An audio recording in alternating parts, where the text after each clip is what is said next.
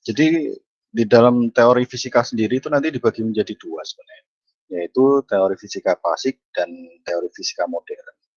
Tolak ukurnya sebenarnya kalau misalkan mau dibagi secara lebih, apa namanya, ya yang menggarisi ya, yang menggaris atau memisahkan antara teori relatif sorry, teori dari fisika klasik ke fisika modern adalah perubahan atau, apa ya, penambahan. Jadi kalau di teori teori fisika klasik itu kita masih terikat dan mengacu pada hukum Newton 1, 2, 3 itu. Sedangkan di dalam teori fisika modern kita mulai mengenal adanya relativitas. Itu yang akan kita bahas di dalam materi pembelajaran hari ini. Sebentar. Itu ini sebenarnya submateri yang akan masuk. Cuman hari ini saya akan membahas cuman sampai poin 4 aja. Jadi saya akan bahas di postulat relativitas khusus Einstein, relativitas massa, waktu dan panjang, kemudian relativitas momentum, dan nanti ada relativitas massa, panjang, dan lain-lain, waktu dan lain-lain itu nanti saya akan bahas juga di sini. Untuk yang dualitas gelombang dan partikel, kemudian ada foton dan efek fotolistrik, ini nanti akan saya bahas terpisah atau enggak saya akan buatkan materi asinkronusnya, terutama di efek fotolistrik. Ini saya akan berikan penekanan sesuai dengan kisi-kisi di soal UAS-nya aja di efek fotolistrik. Karena materi dari TPB-nya efek fotolistriknya masih belum lengkap dan belum ada contoh soalnya. Nanti saya coba buatkan dulu materi yang sudah ada apa namanya efek fotolistrik dan contoh soalnya. Jadi nggak cuma teori. Karena di efek fotolistrik nanti itu masuk ke kategori materi dengan tingkat kesulitan tinggi nanti yang di efek fotolistrik. Jadi coba saya akan sesuaikan dan saya akan bantu buat soal untuk kita belajar bersama, teman-teman nanti bisa catat dan apa namanya bisa dipelajari. Toh juga kebetulan apa ujiannya masih cukup lama sebenarnya, cuman saya agak apa namanya takut mengganggu nanti kalau misalkan perkuliahan pengganti ini saya laksanakan di minggu UAS gitu. Karena saya tidak tahu bagaimana distribusi jadwal UAS kalian gitu, masing-masing TPB. Jadi saya akan menekankan di sini sampai ke relativitas saja. Karena sebenarnya pada dasarnya ini nanti sudah beda bab nih kalau misalkan kalian masuk ke buku atau referensinya baik itu uh, Halide Resnick atau apapun itu atau Cardinal atau misalkan Szymanski atau yang itu nanti ini beda, udah beda bab. Jadi kita coba pisahkan, kita hari ini masuk ke relativitas. Oke, kalau misalkan ada yang nemu di materi PPT 2A, ini saya ambil beberapa dari PPT-nya 2A. Ini itu masuk ke dalam materi dengan judul teori relativitas khusus. Tapi ini sudah beberapa saya tambahin. Nah, di sini kenapa digambarkan ada fenomena dan aplikasi dari teori relativitas itu ada satelit, gitu, ada GPS, gitu. Kemudian di sini digambarkan ada bumi itu. Nah, jadi nanti di dalam teori relativitas khusus ya, dilatasi waktu, nanti kita membahas tentang dilatasi waktu atau fenomena ada perbedaan waktu antara benda atau pengamat yang diam dan bergerak. Gitu. Jadi kalau misalkan di situ ada satelit atau satelit GPS itu, dia itu kan bergerak dengan kecepatan yang cukup tinggi itu. Jika dibandingkan dengan pengamat yang ada di bumi, jadi pengamatnya dianggap diam dan satelit GPS tadi dianggap bergerak mengelilingi bumi dengan kecepatan tertentu itu. Jadi menurut teori relativitas ini, jamnya atau waktu yang dialami oleh satelit atau mungkin jika ada astronot yang berada di dalam satelit tersebut, dia berjalan lebih lambat dibandingkan waktu yang ada di bumi. Itu yang apa namanya, memicu atau ya ini implementasi dari teori relativitas. Jadi waktunya itu juga nggak sama. Itu kalau dari teori relativitas umum nih dari contoh kasus ini. Sedangkan untuk yang relativitas khusus, sekarang kita masuk ke relativitas umum, ya sama sih kurang lebih sih. Karena dia punya ketinggian tertentu terhadap gravitasi bumi itu, jadi dia ada dilatasi waktu akibat gravitasi karena dia memiliki ketinggian yang cukup tinggi, kurang lebih di 20.000 km di atas permukaan bumi. Dia kan berarti kan jauh dari pusat gravitasi bumi ya. Maka menurut relativitas umum, jam yang ada atau waktu ya, waktu jamnya itu beneran jam arloji itu, di ketinggian tertentu di ketinggian satelit itu dia akan berjalan lebih cepat dibanding permukaan bumi. Jadi ada dua perspektif begitu. Sedangkan di gambar yang bawah ini dia lebih menggambarkan tentang kalau kita kadang membuat sebuah syair, membuat sebuah lagu, teman-teman lagi galau, lagi pengen nyanyiin pacarnya gitu. Kita sering membuat kata-kata apa ya? Kita terpisahkan ruang dan waktu itu. Jadi seolah-olah puitis, tetapi ketika kita melihat ini di dalam sebuah kaidah teori relativitas, maka waktu itu adalah sebuah ruang gitu. Sebuah ruang dan hamparan ya, jadi kayak hamparan bidang X, Y, Z gitu, ini yang makanya ada jaring-jaringnya. Maka ketika ada sebuah benda yang diletakkan di atasnya sini, maka dia seolah-olah kayak kayak kita ada kain, terus kain itu kita taruh atau kita tiba-tiba merebahkan badan di atas kasur gitu. Maka kasurnya akan ada lengkungannya gitu. Jadi distorsi ruang dan waktu itu muncul di situ. Jadi itu menggambarkan gravitasi terhadap ruang dan waktu di situ. Tapi kita nggak usah membahas terlalu teoritis terlalu dalam, konseptualnya nggak usah lah, kita terlalu dalam. Nanti kita ulas sedikit-sedikit di dalam apa namanya teori Galileo dan postulat Einstein-nya aja. Tapi secara umum ini yang akan kita pelajari di sini, adanya perbedaan ruang dan waktu atau adanya pergeseran waktu atau mungkin bahkan panjang dan yang dilihat sebuah pengamat yang bergerak dan pengamat yang dilihat. Kita masuk ke teorinya dulu. Relativitas di sini merupakan subjek yang penting berkaitan dengan pengukuran atau pengamatan tentang di mana dan kapan suatu kejadian terjadi dan bagaimana kejadian tersebut dianalisa atau diukur menurut suatu kerangka acuan yang bergerak relatif terhadap kerangka yang lain. Topik tentang relativitas sebenarnya ada dua bagian, yaitu relativitas khusus dan relativitas umum. Tadi sudah saya sebutkan di slide sebelumnya. Kemudian TRK ini teori relativitas khusus ya. Dalam TRK, subjek yang menjadi fokus adalah kerangka acuan inersial.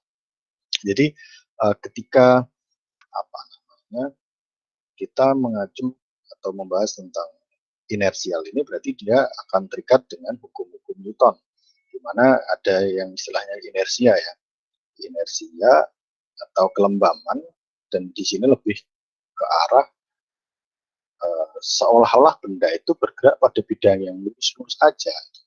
Jadi tidak akan ada distorsi waktu. Jadi kalau misalkan digambarkan di sini, kalau misalkan ini cahaya ya, cahaya di dalam apa istilahnya, mungkin teori Galileo nanti, dia akan lurus-lurus aja begini.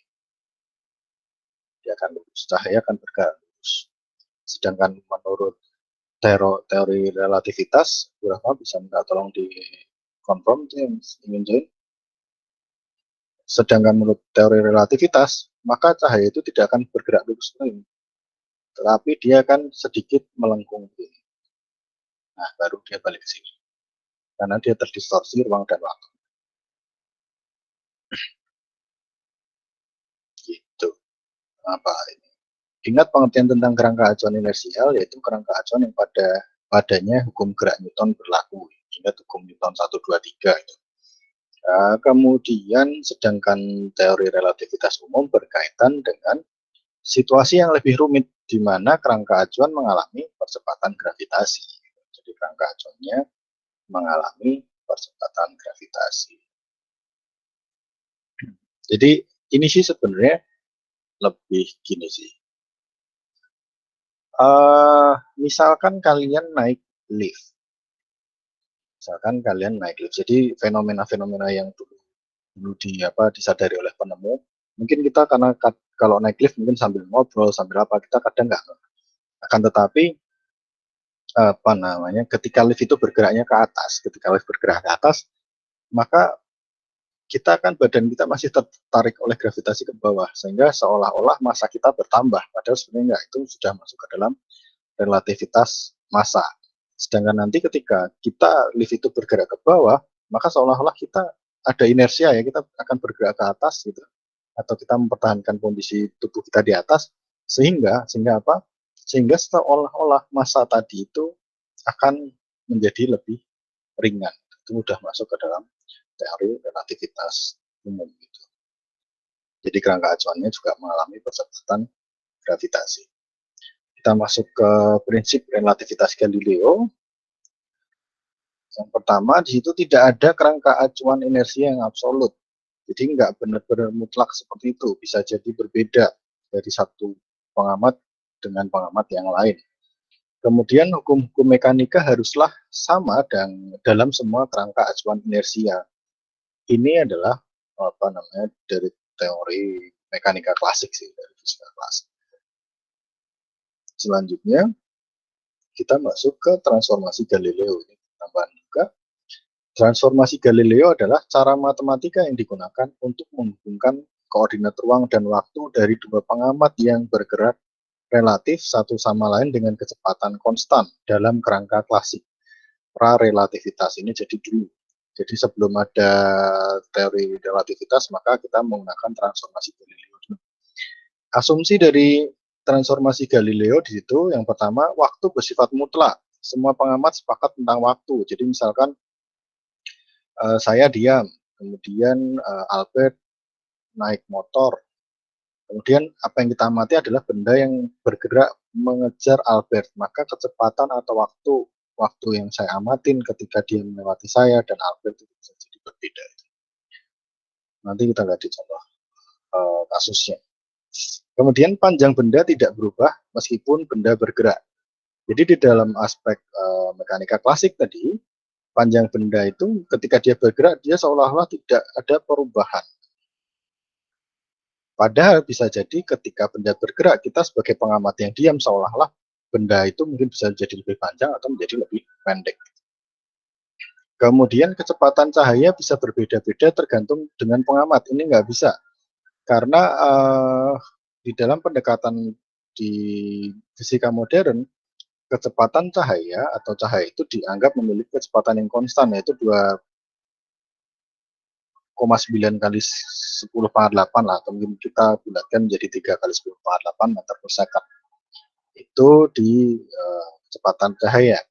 Kemudian hanya berlaku pada kecepatan rendah dibanding kecepatan cahaya. Jadi karena mungkin waktu ditemukannya hukum Newton, kemudian transformasi Galileo, itu kita masih belum begitu mengamati benda-benda dengan kecepatan cahaya itu, sehingga ya masih berlaku aja. Makanya perlu penyempurnaan dan pelengkap sehingga ini masih bisa digunakan dengan pendekatan teori relativitas. Ini adalah prinsip relativitas Galileo tadi. Jadi misalkan ada pengamat, baik itu pengamat 1, pengamat 2. Jadi ketika benda bergerak dan benda diam, ini sama aja, tidak ada faktor konversinya dalam bersamaan ini. Gitu. Jadi x aksen sama dengan atau jarak setelahnya. Ini kejadian yang diamati, berapa jaraknya dan berapa kecepatannya, itu dihitung menggunakan x aksen sama dengan x min vt, dan y aksen sama dengan y. Y aksen kan berarti tinggi kedua di sini, ini sama dengan y. Ini diamati 2 kali di sini. Kemudian Z aksen sama dengan Z, kalau misalkan ini ada pada sumbu Z ke sana, ini nanti bisa diperhitungkan. Kemudian T aksen sama dengan T, karena tadi dianggap kecepatannya konstan tadi, tidak ada percepatan di sini.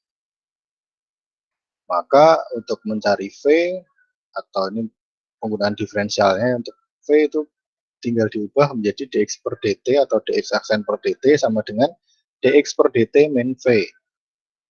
Sama aja. Ini tidak ada relativitas di sini karena dianggap dia bergerak secara konstan dan semua pengamat melihat bahwa kecepatan dan waktu geraknya itu semua sama atau tetap di semua titik di sini. Ini makanya dikatakan bahwa the laws of mechanics must be the same in all inertial frames of reference. Jadi semua titik pengamatan itu dianggap memiliki nilai yang sama karena ini atau di dalam suatu kerangka inersia yang sama, kecepatan dan waktunya itu pasti sama semua. Kemudian ada catatan tadi, karena kita sudah merambahnya ke fisika modern atau ke dalam apa namanya teori relativitas hari ini, maka Galileo ini mengalami sebuah kegagalan atau ya ada yang belum terjawab lah di dalam teori di dalam transformasi Galileo tadi. Jadi di dalam transformasi Galileo dia tidak menjelaskan kecepatan cahaya selalu konstan. Karena kecepatan cahaya selalu konstan ini nanti merujuknya ke teori relativitas Einstein. Yang kedua, tidak menjelaskan fenomena waktu relatif atau dilatasi waktu. Nanti kita juga bahas lagi dilatasi waktu, kita senggol dulu sedikit. Dan kontraksi panjang yang terbukti pada kecepatan tinggi. Jadi ada perubahan panjang juga, atau enggak pengamat juga bisa melihat suatu benda itu memiliki panjang yang berbeda, tergantung apakah pengamat tadi diam atau dia bergerak. Jadi tergantung titik acuannya, itu makanya ada relativitas. Jadi di dalam pembahasan di sini bisa diasumsikan bahwa pengamat yang diam itu seolah-olah merasa waktu itu berputar lebih lambat daripada pengamat yang dia bergerak. Itu yang dimaksud di dalam fenomena relativitas waktu di sini. Oleh karena itu, Einstein menggantikannya dengan transformasi Lorentz yang memperbaiki transformasi Galileo agar sesuai dengan teori relativitas khusus.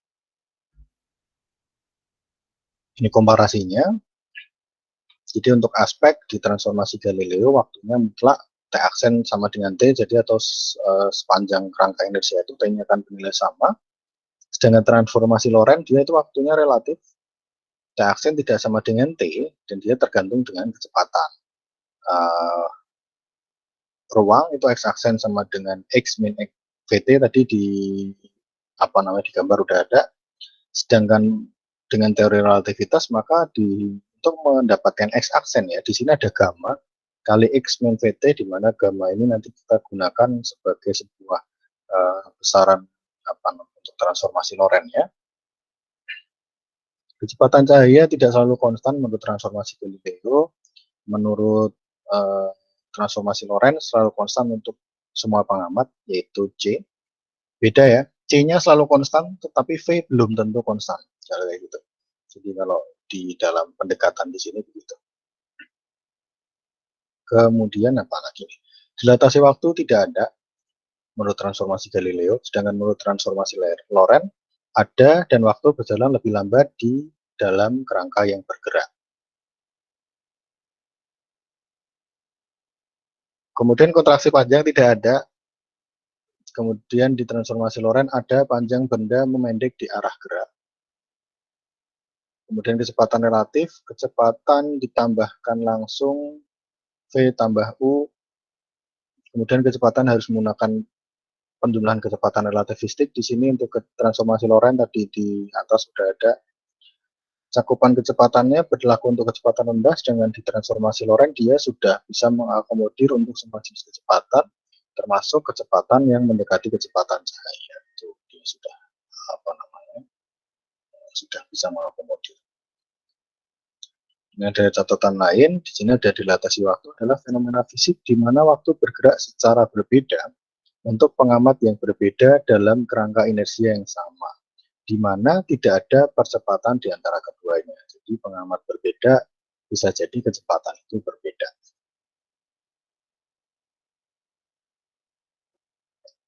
Untuk di dalam dilatasi waktu, waktu bergerak lebih lambat bagi pengamat yang bergerak relatif terhadap pengamat lain.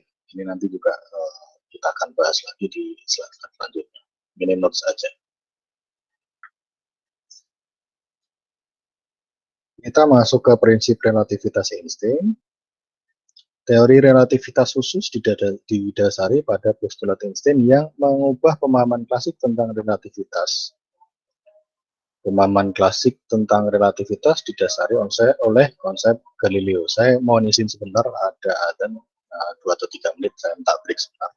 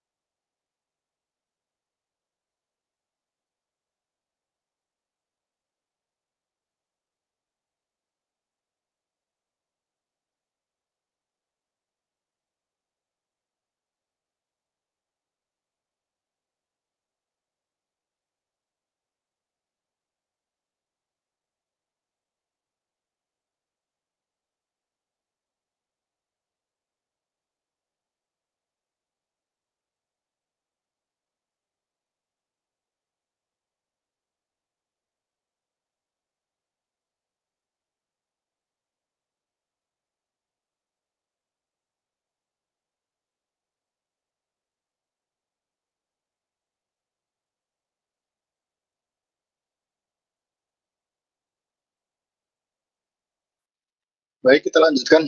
Mohon nanti diinfokan kalau misalkan sinyal saya putus-putus atau suara saya hilang, nanti bisa diinfokan ya melalui chat. Kita tadi sudah masuk ke relativitas Einstein. Relativitas khusus tadi udah, relativitas yang poin kedua ya, kita masuk ke poin yang kedua. Nanti slide selanjutnya juga masih ada postulat Einstein itu apa aja. Jadi postulat Einstein meskipun nampak aneh dan sulit dipahami, namun kenyataan eksperimen modern sesuai dengan postulat tersebut dan perkembangan teknologi modern saat ini didasari dengan postulat tersebut. Jadi apa namanya? Ini adalah asal mula dari perkembangan teknologi modern. Gitu. Jadi perkembangan teknologi menjadi lebih cepat dan lebih maju pada sampai saat ini itu juga merupakan kontribusi dari adanya teori relativitas tadi.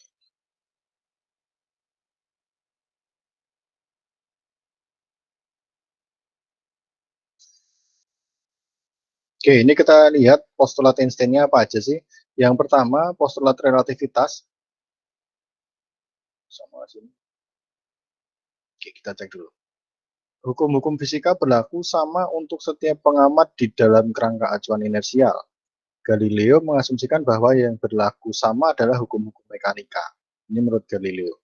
Postulat Einstein memperluas cakupan termasuk hukum-hukum elektromagnetik dan optik yang sama bukan hasil pengukuran melainkan hukum-hukum fisikanya.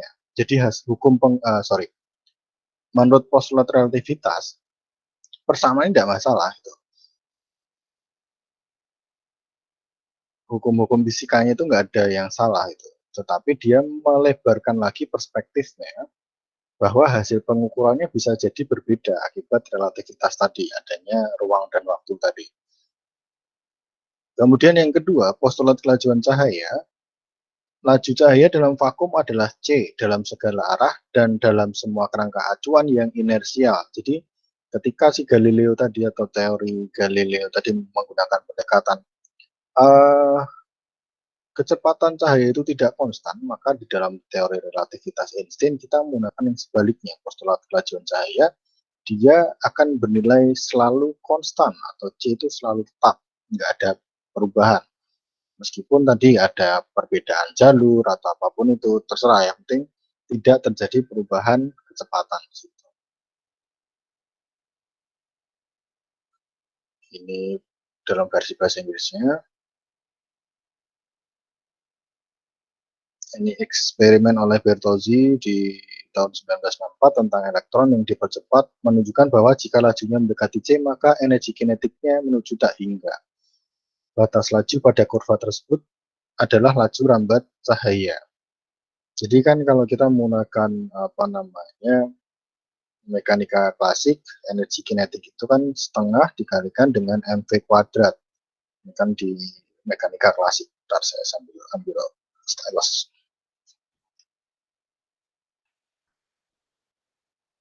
Mana tadi?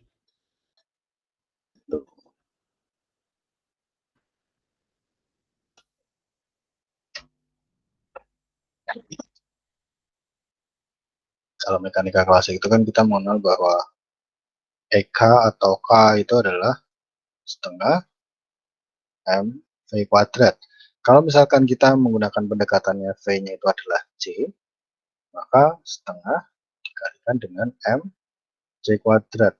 Sehingga dia akan membentuk kurva seperti pada percobaan Bertozzi di sini.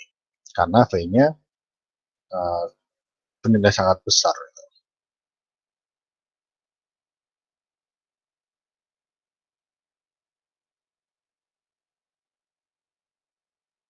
Oke, kita lanjut. Ini adalah kejadian itu. Kejadian, suatu yang terjadi atau peristiwa. Nanti terserahlah di apa referensi kalian ditulisnya event atau apapun bebas. Yang penting kita menganggap ini adalah sebuah peristiwa yang akan diamati, itu aja dulu. Kemudian suatu event dapat dikatakan dengan 3 buah koordinat ruang dan 1 koordinat waktu. Di mana dan kapan. Jadi maksudnya di sini adalah misalkan kita melihat sebuah fenomena, misalkan kita melihat sebuah benda bergerak, atau misalkan kita mengamati sebuah mobil bergerak di depan kita, atau misalkan teman-teman lagi melihat gebetan kalian melintas gitu, di depan kalian atau di depan kelas kalian, maka rekaman dari kejadian tersebut kita bisa mengamati dari berbagai perspektif. Yang pertama koordinatnya dulu. Dia koordinatnya X-nya berapa, Y-nya berapa, dan Z-nya berapa, itu silahkan dicatat. Maka dia punya koordinat, dia pada kondisi X-nya sekian, Y-nya sekian, dan Z-nya sekian.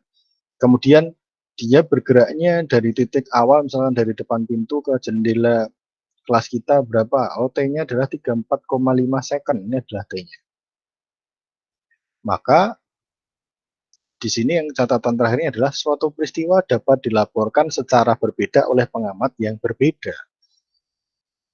Kenapa ya? Karena mereka melihat dari perspektif yang berbeda. Yang satu melihat koordinat X-nya, yang satu melihat koordinat Y-nya, yang satu melihat koordinat Z-nya. Gitu. ini bisa diamati. Gitu. Kalau misalkan Z-nya ini adalah pada sumbu vertikal, ya silahkan diamatin apakah gadis yang melewati kalian atau gebetan yang lewatin kalian ini melayang atau tidak. Nah, itu misalkan 0 berarti dia menginjak tanah. Kalau ternyata dia ada Z-nya ada 1 meter atau setengah meter, berarti dia melayang. Ini adalah koordinat. Dan ini bisa diamati dan dilaporkan oleh pengamat. Ini catatan umum aja. Bagaimana kita melakukan pendekatan bahwa suatu hal atau suatu kejadian dapat diukur dan dilaporkan dengan cara yang berbeda tergantung apa yang diukur oleh si pengamat tersebut. Oke, ini kita cepat aja. Jadi sekarang kita membahas relativitas dan simultanitas. Ini ada 2 buah gambar. Yang pertama Sally, yang kedua Sam. Sally dan Sam, dia mula-mula berada pada posisi yang sama di sini. Kemudian Sally bergerak ke kanan dengan kecepatan v. Ini ada vektor posisinya, dia ke kanan dengan kecepatan sebesar v. Maka ketika Sam dan Sally akan mencatat atau melaporkan sebuah kejadian, misalkan ini ada garis biru yang bergerak dari kiri ke kanan dengan kecepatan x, kemudian ada garis warna merah, kejadian yang kedua, dia bergerak dari kanan ke kiri dengan kecepatan atau dengan kecepatan min x misalkan atau min v. Maka menurut Sam ya, kedua kejadian tersebut terjadi pada saat yang sama. Jadi karena Sam tadi dia diam, maka ketika benda atau kejadian berwarna biru dan merah ini melewati Sam, dia mencatat bahwa kejadian itu terjadi pada waktu yang bersamaan atau dia terjadi pada saat yang sama. Ini menurut perspektif dari si Sam. Sedangkan si Sally, karena dia bergerak ke kanan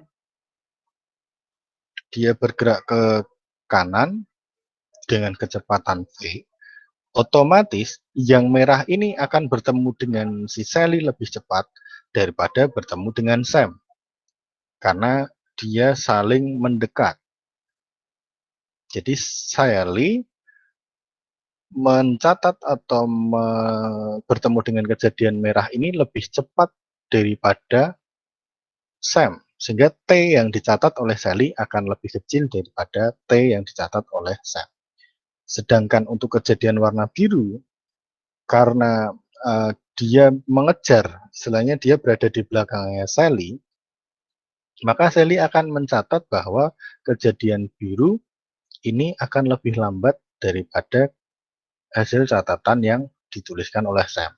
Makanya di sini dituliskan bahwa 2 orang yang bergerak relatif satu sama lain tidak akan sepakat apakah 2 kejadian terjadi secara simultan atau tidak, bersamaan atau enggak. Gitu. Itu belum tentu. Ini belum tentu terjadi. Ini tentang relativitas. Ya, intinya sih yang satu acuannya bergerak, yang satu pengamatnya diam gitu. Ya masih agak ngawang-ngawang, nggak masalah, nanti kita bisa coba gambarkan pelan-pelan. Karena ini juga ya di SMA harusnya udah ada, cuman ini penyegaran lagi, nggak masalah. Kita masuk ke relativitas waktu. Pengamat yang bergerak relatif terhadap yang lainnya akan mengukur interval waktu yang berbeda antara 2 kejadian. Tadi juga udah dijelaskan di depan di sini. Dan hal tersebut terjadi karena jarak atau koordinat ruang pisah antara kedua kejadian akan mempengaruhi interval waktu yang diukur oleh pengamat. Jadi sudah diilustrasikan di slide sebelumnya. Kemudian kita lihat lagi relativitas waktu. Yang bergerak relatif terhadap yang lainnya akan mengukur interval waktu yang berbeda antara 2 kejadian. Hal tersebut terjadi karena jarak koordinat ini tadi udah ada, saya pisah aja tadi biar lebih gede. Kita coba zoom gambar di sini. Misalkan yang pertama ini pengamat satu itu diam, dia ini itu berarti sinar ya. Dia menggunakan sebuah source-nya adalah sebuah sumber cahaya, ditembakkan ke dalam sebuah kaca di situ dengan jarak D terhadap sumber cahaya B. Jadi ini adalah transmitter dan receiver secara bersamaan. Dia ngetransmit sinyal atau mungkin dia cahaya atau apapun itu. Dia generate, dia tembakkan ke kaca, kemudian kaca itu memantulkan dan si benda B ini menjadi receivernya juga. Tapi dia dalam kondisi diam, maka dia akan mencatat selang waktunya delta T0. Ini untuk benda yang diam. Sedangkan yang kasus yang kedua, ini kejadian sinar datangnya atau cahaya datangnya itu ditembakkan pada sudut theta itu. Sedangkan sumber cahayanya dia bergerak dari B, ini sama sih ini. Anggaplah ini titik A menuju titik C gitu lah ya. Dari titik A menuju titik C dengan kecepatan V, maka di sini ada delta V ini seharusnya dia bergerak. Maka ini akan dicatat dengan waktu delta T dan kemungkinan waktunya ini tidak akan sama menurut kaidah relativitas. Karena yang satu diam, yang satu dia bergerak. Dia harus mengejar sumber cahayanya ini. Kan kalau dia nembakin sendiri dengan kecepatan cahaya ke sini, kursor saya nggak pas.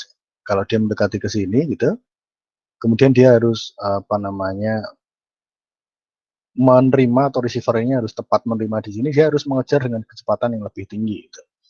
Karena cahaya itu bergerak dengan kecepatan yang sangat besar, yaitu 3 kali 10 ke atas 8 meter per second. Maka untuk pengamat A yang pengamat diam, waktu itu tercatat, waktu itu kan apa namanya, kecepatan itu kan jarak dibagi dengan waktu. Maka waktu adalah jarak dibagi dengan kecepatan. Maka kita peroleh di sini, di persamaan yang ini saya semut lagi aja. Di persamaan yang ini, itu jaraknya adalah 2D. Kenapa 2D ya? Karena dia adalah jarak antara sumber ke cermin, cermin ke sumber. Maka jarak tempuhnya adalah 2 kali D dibagi dengan C, karena ini sumbernya adalah cahaya. Atau gelombang yang dia memiliki kecepatan setara dengan kecepatan cahaya. Untuk yang kasus kedua, delta T sama dengan 2L per C. Kenapa? Karena dia harus, ini miring ya pada sudut theta gitu, maka itu harus mencari sisi miringnya berapa, terserah nanti semoga di soal juga ada. Ini L, 2L per C, itu nanti sama aja, nanti tinggal dicari. Maka ini nanti tinggal dipakai aja, L-nya berapa sih? L-nya menurut teori relativitas itu diperoleh dari persamaan yang ini. Nanti dipakai aja, saya tidak akan menurunkan persamaannya di sini. Jadi di sini yang jelas ada apa namanya selisih antara atau kita membandingkan antara kecepatan gerak benda dengan kecepatan cahaya di sini. Nanti silahkan ditulis aja, nggak masalah. Kita nggak akan menurunkan hari ini. Sehingga dari L ini bisa diperoleh persamaan untuk mendapatkan delta T-nya. Ini tadi delta T-nya di sini. Delta T itu sama dengan delta T0 dibagi 1 min V kuadrat per C kuadrat. Ini persamaan cuma ini aja. Jadi ini silahkan nanti dicatat, dipelajari lagi, nanti sambil dilihat contoh soalnya untuk persiapan UAS. Nanti silahkan dimasukkan ke catatan. Saya nggak tahu boleh open cheat sheet nggak sekarang. Ini kalau mau diturunkan sih, ini dapat dari yang tadi, akhirnya dapat yang ini ya, mana kau hilang, dapat yang ini, itu awalnya dari sini. Jadi L-nya sama dengan C delta T per 2. Nggak usah, kita lanjut aja.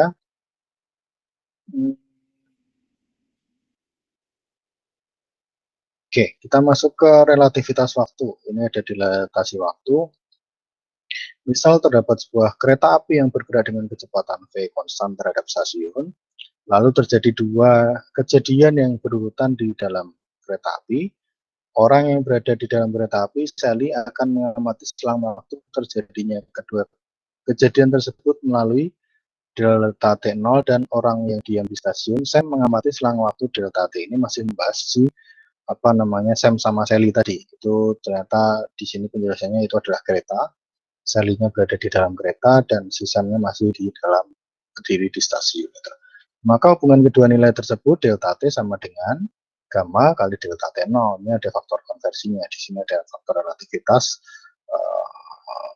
gamma di situ. Gamma dengan gamma sama dengan 1 per akar 1 min B kuadrat.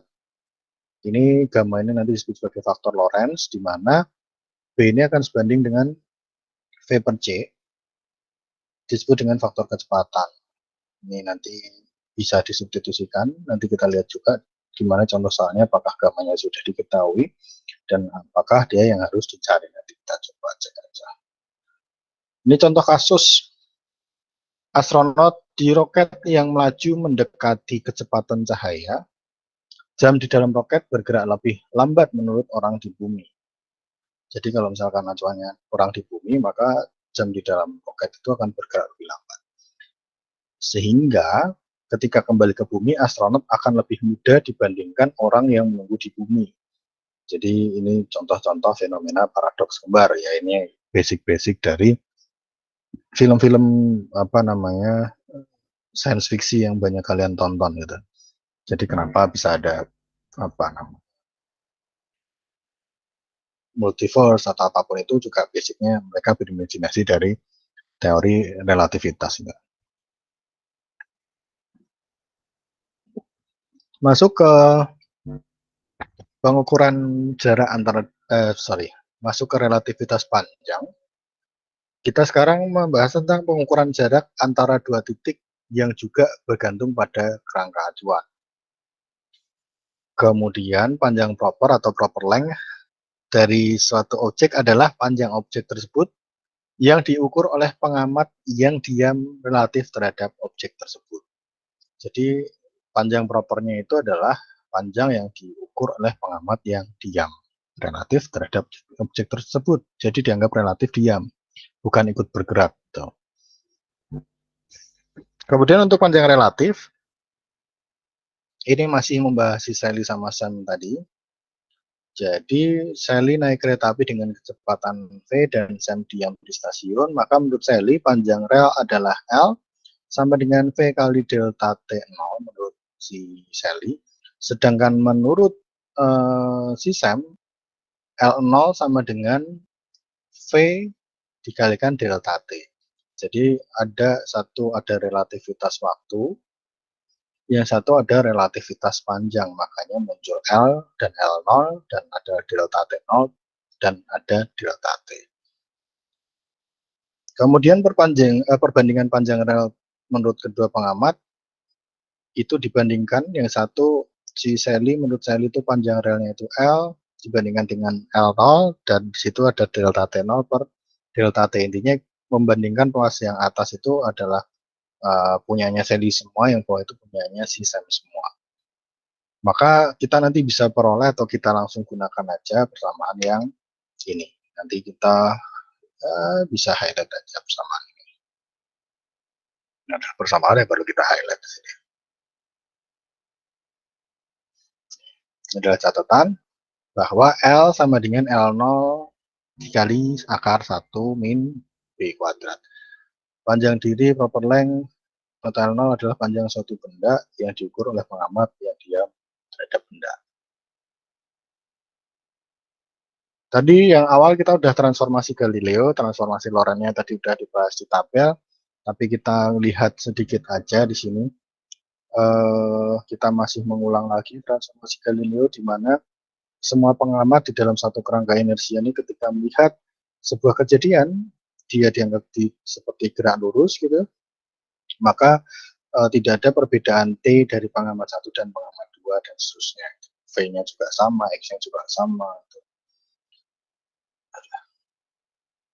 Sedangkan di transformasi Lorentz di sini ada perbedaan sedikit. Jadi seolah-olah kejadian menurut P itu ada di sini dan kejadian di Q itu ada di sini. Sehingga muncullah apa namanya faktor dari Lorentz tadi, transformasi Lorentz tadi di gamanya. Ini menambahkan ke dalam persamaannya Galileo yang tadi cuma X aksen sama dengan X min VT itu kita tambahkan dengan gamma di depannya. Ini juga sama persamaannya. Ini jadi T aksen sama dengan gamma kali T min VX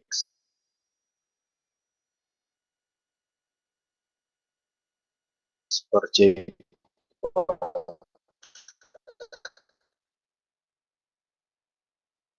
Ini masih di dalam gunakan persamaan akhirnya. Ini kita nggak usah atas ini aja nanti kelihatan. Ini yang perlu kita apa namanya kita catat baik-baik ya ini saat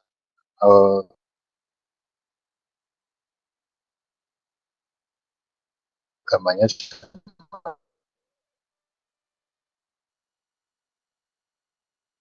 dengan 1/(1)(1)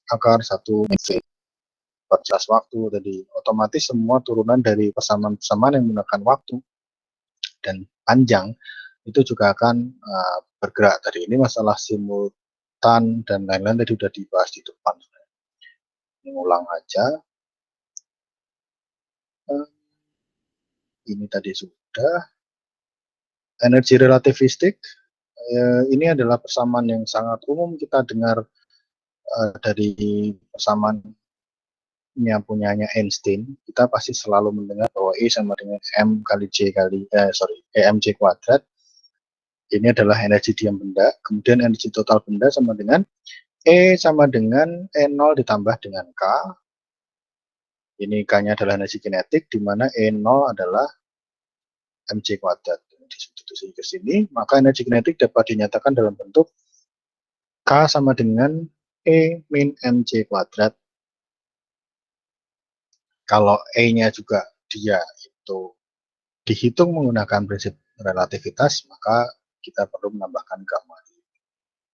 Sama, pendekatannya semua adalah menggunakan kecepatan cahaya. Jadi E-nya semua menggunakan EMC kuadrat. E sama dengan mc kuadrat. Cuman di sini ada faktor relativitas. Momentumnya juga sama. Momentum nanti juga kita menggunakan pendekatan relativitasnya. Sehingga kalau misalkan di persamaan umum momentum itu adalah P sama dengan M kali V, maka kita cukup menambahkan gamma juga di sini untuk pendekatan relativistiknya. Tinggal ditambah-tambahin aja ini gamanya. Jadi kalian pegang dulu persamaan umumnya dari momentum itu apa. Momentum adalah M kali V, V itu adalah delta X per delta T. Maka karena kita punya perbedaan delta T dengan delta T0, delta X dengan delta X0 misalkan, nanti maka kita perlu menambahkan faktor apa namanya relativistik gitu. Nggak usah, kita masuk ke contoh soal aja. Kita masuk ke contoh soal yang pertama. Di dalam sebuah akselerator linier sepanjang 2 km, linear accelerator, atau kalian misalkan nanti mencari di dalam apa namanya literatur berbahasa Inggris, kalian akan ketemu yang namanya LINEC. Ini banyak digunakan untuk pembangkitan reaktor-reaktor fusi gitu, atau fisi gitu. Jadi dia ada reaksi pembelahan dan penggabungan gitu. Dia mempercepat pergerakan elektron untuk menghasilkan energi. Itu kita skip aja, kita tidak akan bahas. Intinya kalau kalian melihat atau membaca soal ternyata dituliskannya nggak cuma akselerator linear, tapi kalian melihat bahwa dia dituliskan di sebuah pesawat LINEC, yaitu berarti linear accelerator sepanjang 2 km Sebuah elektron bergerak dipercepat hingga mencapai energi total akhir sebesar 10. Ini kalian baca mega elektron volt ya. Mega wati bukan mega elektron volt. Ini adalah besaran energi juga MeV. Lalu berapakah momentum elektron tersebut? Dan berapakah kecepatan elektron dan berapa panjang akselerator dilihat oleh elektron itu sekarang. Jadi kita yang diketahui ada L-nya, kemudian kita juga punya E-nya, itu kita masukkan aja. Maka kita lihat di solusi biar agak lebih cepat aja.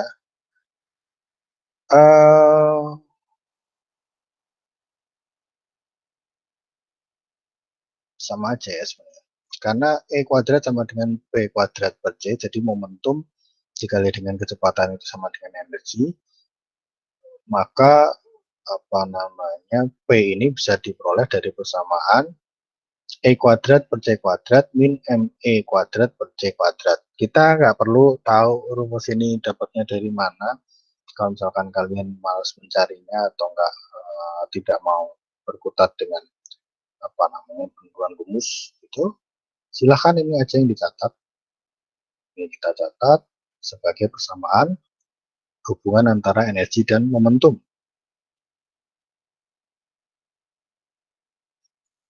Maka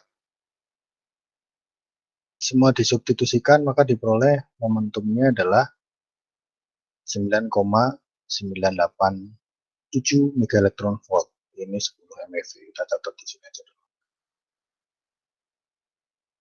Energi totalnya sama dengan 10 MeV. Nanti 10 MeV-nya kita substitusi ke sini. C-nya kita pakai 3 kali 10 pangkat 8. M-nya kita menggunakan massa elektron. Massa elektron itu 1,67 kali 10 pangkat min 19 kalau nggak salah. Massa elektron. Nanti dihitung dan diperoleh 9,987 mega elektron volt. Jadi silahkan nanti sambil dicari lagi tetapan-tetapan seperti massa elektron berapa itu. Kemudian yang berikutnya mau dicari kecepatannya dari momentum tadi. Jadi momentum maka dimasukkan relativitasnya bersama relativitasnya secara umum itu persamaannya yang ini. Ini tadi di depan juga ada persamaannya. P sama dengan M kali V sama dengan M kali V dibagi dengan akar 1 min V kuadrat per C kuadrat. Maka V sama dengan P kuadrat per akar P kuadrat per C kuadrat ditambah ME kuadrat. Dan ini dicatat aja lah, kita nggak perlu nurunin rumus lagi dari mana, biarin aja lah. Ini kedua ruas di kuadratin. Kemudian ini nanti angka-angka ini disubstitusikan diperoleh 0,99 C itu. Jadi di dalam relativitas ini yang perlu sebagai catatan satuan-satuannya ya. Satuan-satuannya kita tidak perlu mengubah 1C sama dengan 3 kali 10 pangkat 8. Tapi kita biarkan aja V-nya, kalau misalkan kita mau V-nya itu berapa, itu nanti satuannya dalam C aja. Kalau misalkan C-nya berapa, ya berarti 1C. Ini begitu aja. Jadi 1C sama dengan 3 kali 10 pangkat 8 meter per second. V-nya nanti dikonversi ke dalam bentuk C. C-nya, C sendiri adalah 1C. Hasilnya adalah 0,99 C. Sebenarnya ini di dalam pembahasan yang lain ini membuktikan bahwa sebenarnya tidak ada satu partikel pun yang dia mampu bergerak lebih cepat daripada kecepatan cahaya. Jadi ini pembahasan yang lain lagi. Kemudian untuk L-nya, ini persamaan ini juga perlu dicatat lagi. L sama dengan L0 per 1 min V kuadrat per C kuadrat. Ini tadi di depan juga ada, tinggal dimasukkan aja semua persamanya. L-nya berapa? Tadi L-nya 1 kilometer ya, 1 kilometer dibagi dengan 1 min V kuadrat per C kuadrat. Jadi kalau kita menghitung itu nanti juga begini aja. L0 itu 1 kilo ya, 2 kilo. Berarti L sama dengan 2 kali 10. Enggak, diantar dengan kilo. Kok nggak mau?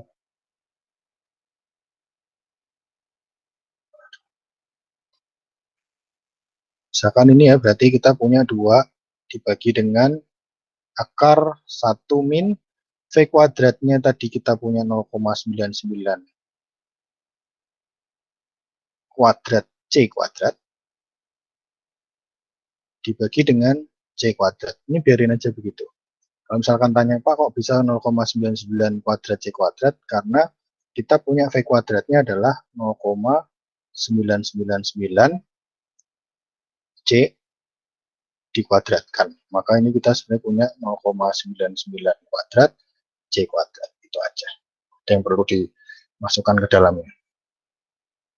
Sehingga nanti setelah dihitung kita peroleh L-nya sama dengan 0,102 km. Aduh.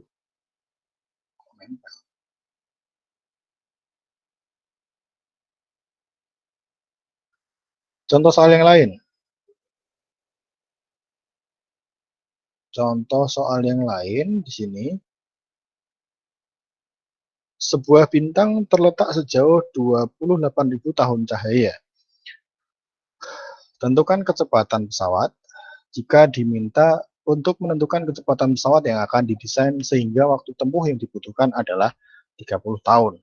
Jadi sebuah pesawat tadi ingin pergi menuju bintang, yang sebuah bintang ya, yang jaraknya adalah 28.000 tahun cahaya. Maka ini yang di bawah ini cuman saya tambahkan sebagai sebuah pengetahuan umum aja. 1 tahun cahaya adalah jarak yang ditempuh cahaya dalam 1 tahun penuh di ruang hampa. Maka itu pendekatannya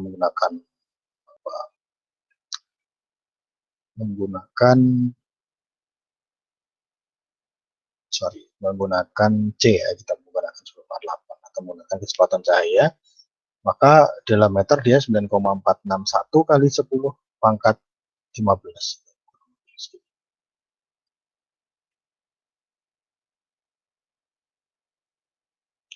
Maka untuk relativitas waktunya itu kita tinggal masukkan aja. Kita masukkan delta T sama dengan delta T0 per 1 min V kuadrat per C kuadrat. Ini boleh langsung dipisah aja. Maka persamaan ini bisa berubah menjadi seperti ini. Delta T-nya itu diperoleh, ini kan kita punya jarak ya. Jarak itu berarti kan dia, kalau kita mau dari kecepatan, berarti si jarak ini adalah, ini kan delta T, maka delta T ini diperoleh dari V dikali dengan L, atau ini di sini C dikalikan dengan L-nya. Ini menggantikan delta T0. Sehingga kita substitusikan nilainya, tadi dia pengen delta T-nya adalah 30 tahun waktu perjalanannya. Sedangkan delta T0-nya tadi, kita cuma ketahui jaraknya 28.000 tahun cahaya. Maka nanti tinggal disubstitusikan aja ke persamaan, dan nanti diperoleh nilai yang ini.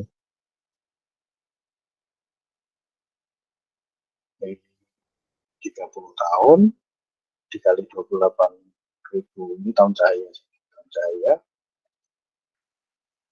dikalikan dengan 1 min V kuadrat per C kuadrat dibagi dengan V, maka kita peroleh 30 per 8.000 kuadrat kalikan dengan V kuadrat sama dengan C kuadrat min V kuadrat. Ini kenapa bisa kuadrat dua-duanya? Karena kita untuk menghilangkan akar di sini, maka kita perlu mengkuadratkan kedua buah ruas. Ini dikuadratkan, ini dikuadratkan, sehingga kita peroleh di sini 30 per 28.000 kuadrat sama dengan C kuadrat min V kuadrat per V kuadrat. V-nya nanti pindah ke sini, sehingga kita peroleh persamaan yang ini. Nanti tinggal disubstitusi semua, sehingga V sama dengan C per akar 1 plus 30 per 28.000 kuadrat. Silahkan mau diselesaikan apa enggak, ini tergantung. Kalau misalkan soalnya pilihan ganda, ya silahkan diselesaikan sampai sesuai dengan permintaan di pilihan ganda. Ini masuk ke dalam relativitas panjang. Ini masuk ada di dalam kisi-kisi kisi-kisi UAS gitu, di pilihan ganda tingkat kesulitan rendah.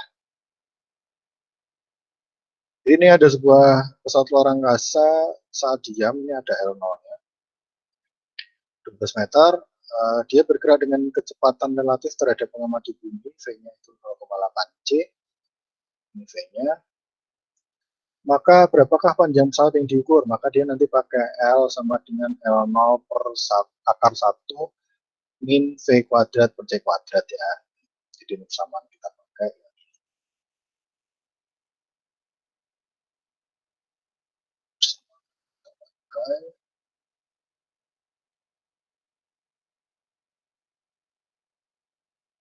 Relativitas panjang.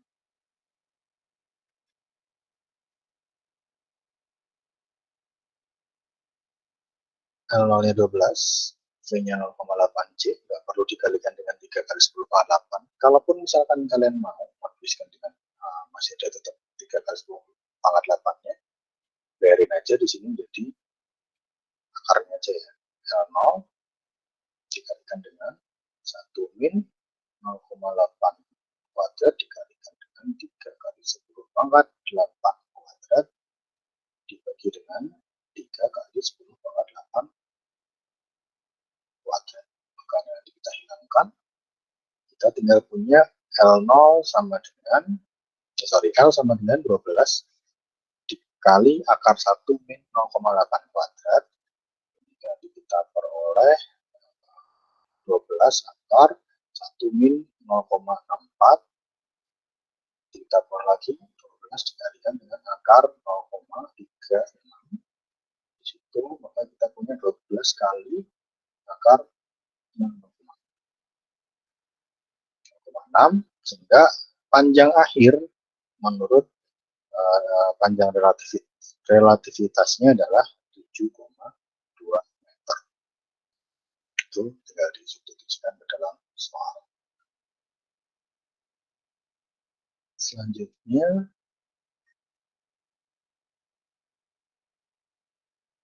massa diam sebuah partikel adalah 3 kg. Oke, berarti ini adalah relativitas massa. Kalau tadi kita membahas relativitas panjang gitu, maka kita membahas relativitas massa. Ini ada M0, M0 3 kg. Jika partikel bergeraknya 0,8 C, ini ada V-nya sama dengan 0,8 C. Berapakah massa relativis? Jadi kita menggunakan persamaan M0 akar 1 min V kuadrat per C kuadrat. Disubstitusikan semua, M0-nya 3, V-nya ini tiba-tiba begini, jangan heran, tadi juga sama. Jadi kita punya M0 akar 1 min 0,8 kuadrat C kuadrat per C kuadrat, sehingga nanti bisa langsung muncul di sini. Ini tinggal M sama dengan 3 kali akar 1 min 0,64 sama 3 dibagi dengan akar 0,36. Kita peroleh di 0,3 dibagi dengan 0,6 sama dengan 5 kg. Ini untuk massa relativitasnya, massa relativistiknya di situ. Ini nggak usah aja lah.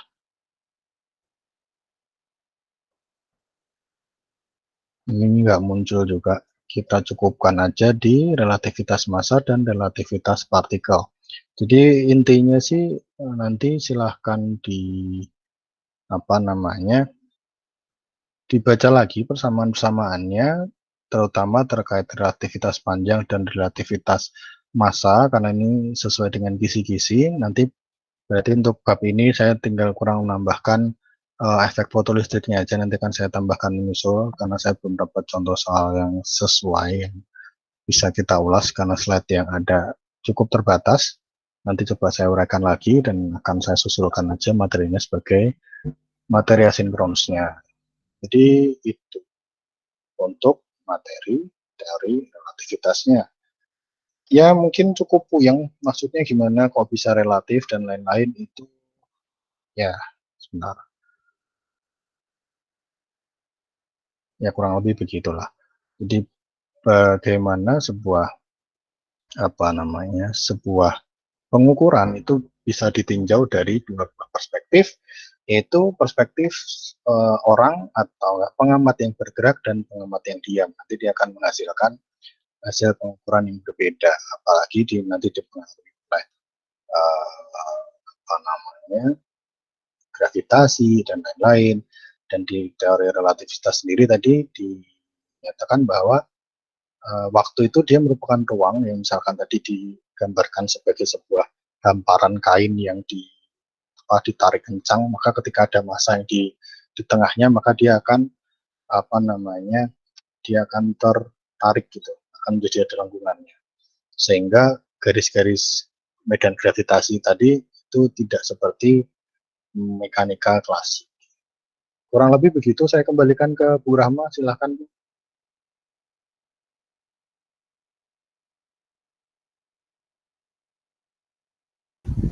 Oke, makasih Pak Afif atas kuliahnya. Banyak ya.